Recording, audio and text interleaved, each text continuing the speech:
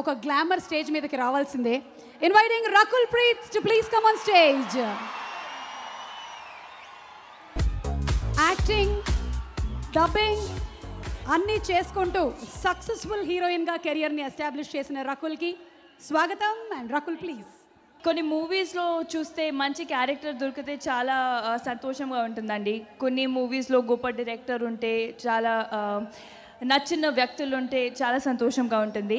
కానీ ధ్రువ ఇలాంటి స్క్రిప్ట్లో నన్ను ఒక ఎంత మంచి భాగంలో లాగా ఉన్నప్పుడు చాలా సంతోషంగా ఉంది. So I'm very happy and thankful that ఈ టీమ్ నన్ను నమ్మి అండ్ నా మీద ఎంత ఎంత ట్రస్ట్ పెట్టి నాకు ఇషికా క్యారెక్టర్ ఇచ్చారు.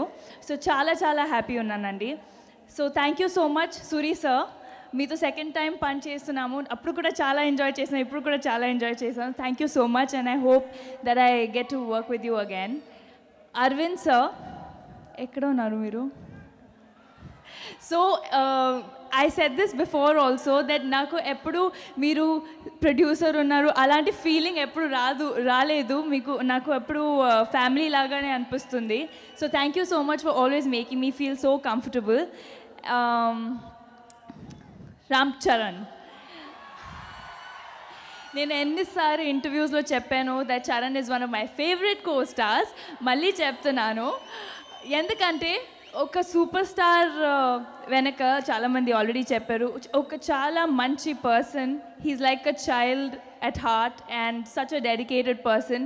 అండ్ మీరు చూసారు ట్రైలర్స్లో కూడా ఎంత హార్డ్ వర్క్ పెట్టి ఆ బాడీ కోసం ఎంత హార్డ్ వర్క్ పెట్టారు. So wishing you all the best with this film, and I definitely want to say that Charan, I'm very proud of you as a co-star for selecting a film like this and making it possible for the audience to see it visually in Telugu cinema. So thank you so much for trying to bring that change. Please subscribe. Please do subscribe. Please subscribe. Please subscribe. Please subscribe to our YouTube channel.